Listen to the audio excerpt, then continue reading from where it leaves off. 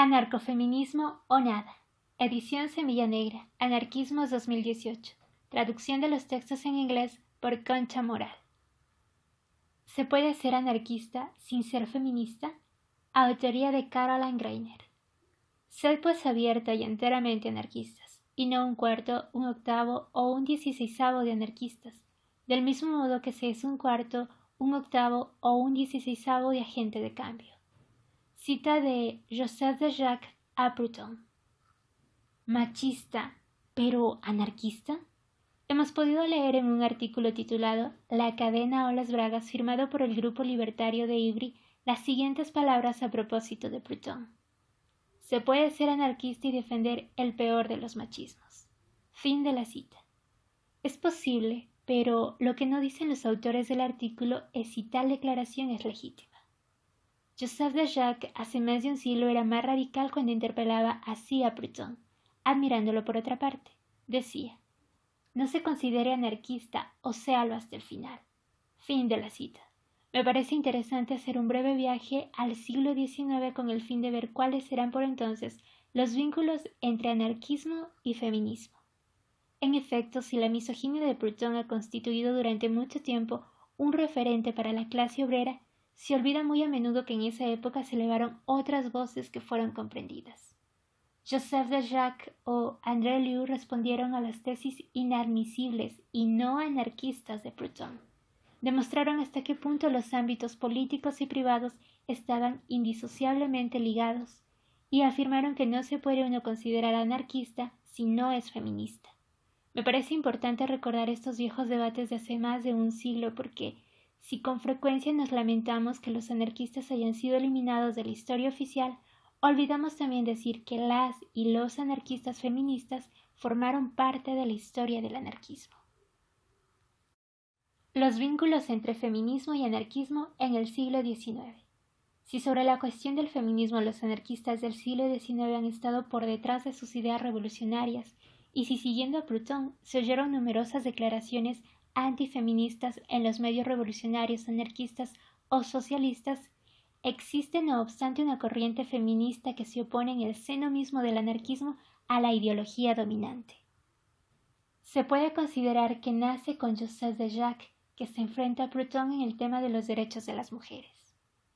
Joseph de Jacques, 1821 a 1864, puede ser considerado discípulo de Proudhon y de Fouillée. Pierre Logu ve en él al principal representante del anarquismo en Francia. En un artículo sobre los orígenes de las teorías socialistas, 1885, escribió lo siguiente: ya no es Proudhon en efecto el que pueda representar hoy a esta secta, debido a la conclusión a que ha dado lugar. Aquí se refiere a la mujer esclava de la autoridad marital como la conclusión de Proudhon. Hacía falta otro.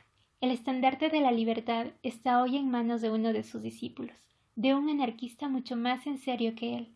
Se trata de Joseph de Jacques. Fin de la cita. En una carta dirigida a Proudhon en mayo de 1857, de Jacques demuestra cómo Proudhon, al negar los derechos de las mujeres, se muestra igual que sus amos. De Jacques plantea el reto esencial de la igualdad de los sexos. Dice que una revolución que hace desaparecer una forma de alienación, pero que deja subsistir otra forma de dominación, no es tal.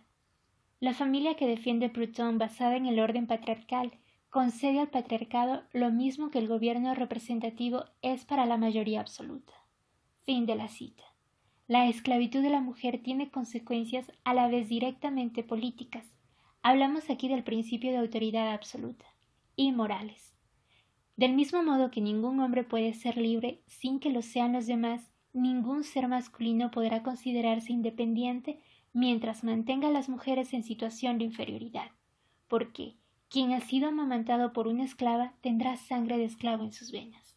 Negar los derechos y la inteligencia de la mujer es reproducir lo que hacen los burgueses y aristócratas cuando niegan los derechos y la inteligencia al proletariado. Joseph de Jacques es uno de los primeros junto a Proudhon en reivindicar el término anarquista, tras la Revolución de 1848.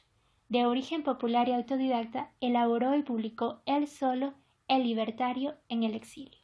pero no fue el único que, a finales del siglo XIX, insistió en la construcción de la igualdad entre hombres y mujeres como condición del anarquismo. En la conquista del pan, 1892, Kropotkin insiste en la alienación producida por el trabajo doméstico y se enfrenta explícitamente a los revolucionarios que quieren la liberación del género humano sin trabajar por los derechos de la mujer. Mencionaremos igualmente a André Liu, una de las escasas feministas francesas cercanas al anarquismo. Ella no solo lucha en el terreno de las leyes, sino también en el de las mentalidades. Lejos de limitarse a exigir el sufragio universal, se opone sobre todo a los revolucionarios poco consecuentes. Los revolucionarios de la calle son muchas veces reaccionarios en sus hogares. Ataca, por tanto, al sistema patriarcal en la obra La mujer y las costumbres. En la obra Monarquía o Libertad escribe en respuesta a las tesis misóginas de Proudhon, donde denuncia a los llamados partidarios de la libertad que se convierten en déspotas cuando entran en sus casas, y afirma que un estado en el que la mujer está oprimida no puede ser sino autoritario. Este género de críticas ha sido largamente recogido en los periódicos de la época, especialmente en los de Jean Grave. La revuelta, por ejemplo, reproduce el 17 de febrero de 1889 una carta de un lector que se indigna porque los peores revolucionarios, decía, ciertos revolucionarios, son soberanos no solo en el hogar y a la mesa, sino también en la cama, donde transforman a sus mujeres en prostitutas. Fin de la cita. En L'Outre-mer, en 1896, el escritor anarquista Mstislav Goldberg denuncia el hecho de que la mujer haya sido situada en el rango de la propiedad e invoca a los revolucionarios. Dice lo siguiente: nosotros, seres sociales y antifamiliares, debemos ante todo hacer a la mujer consciente de su fuerza social. Fin de la cita. Goldberg va más allá al esbozar una visión radicalmente distinta de la sexualidad.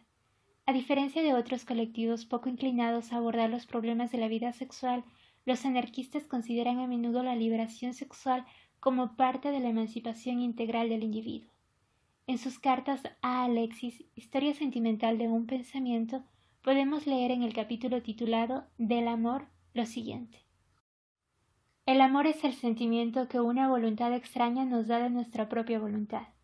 A menudo se produce entre personas de sexo distinto, otras veces entre gentes del mismo sexo.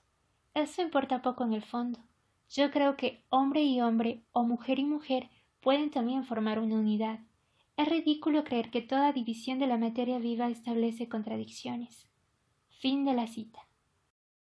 Vemos pues que incluso en el siglo XIX hay suficientes anarquistas conscientes del vínculo entre política y sexualidad que han comprendido la necesidad de un feminismo anarquista, como para que dispensemos de este tema Proudhon.